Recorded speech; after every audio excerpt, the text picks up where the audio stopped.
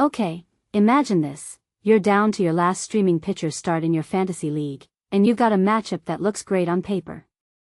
But then, disaster. 3 innings, 6 runs, and your playoff hopes take a hit. Sound familiar?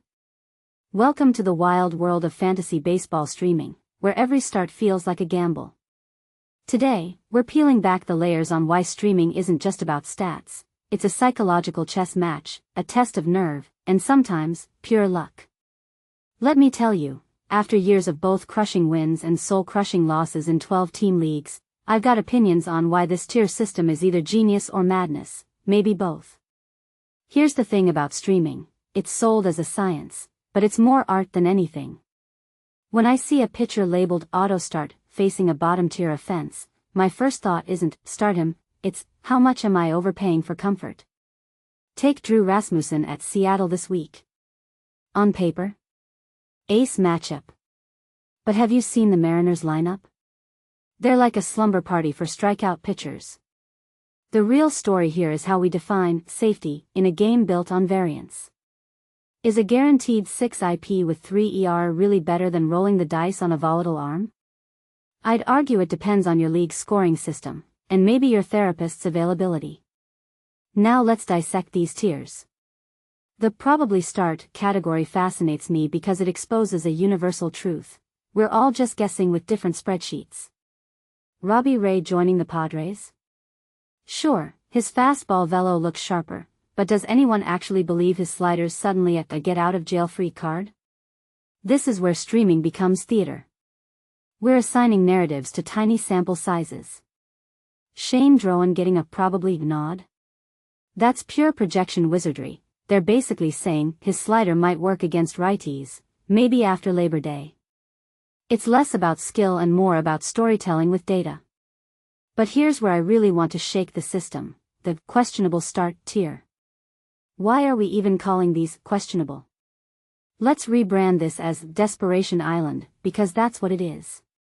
Tyler Mahle at 94 miles per hour against the Yankees? That's not a stream, that's a Hail Mary pass in cleats. The rankings admit this is for dire need situations, but isn't that 80% of fantasy managers every week?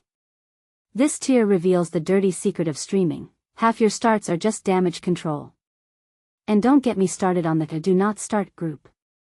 Telling me not to start Merrill Kelly against the Dodgers? That's like telling a gambler not to pull the slot machine lever.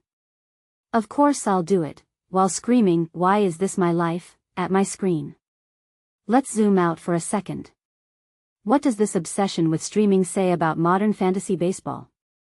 We're seeing a shift from player ownership to transactional thinking.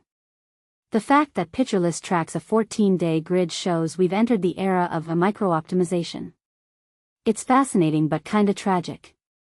I remember when streaming meant picking up whoever was pitching against the Padres. Now we've got PLV projections analyzing pitch spin rates and home/away park factors. At what point do we admit this is less about fun and more about algorithmic warfare? And yet, I can't stop checking these rankings. There's a thrill in thinking you've found the 1% edge that wins a matchup. Here's my hot take: streaming is the modern manager's IQ test. The success rate of 50% mentioned in the source? That's not a failure. It's the perfect design. If streaming worked 80% of the time, we'd all be bored. The pain of watching Robert Gasser, no disrespect, become your league's MVP for a day is what makes fantasy sports addictive. It's the baseball version of a rogue trader making a risky play that somehow pays off. So next time you're staring at that questionable start tier at 11 p.m., remember, you're not just choosing a pitcher. You're participating in a billion-dollar experiment on human risk tolerance. Now, who wants to hear about the time I started Chase Petty in a must-win game? Spoiler, it ended with me questioning my life choices.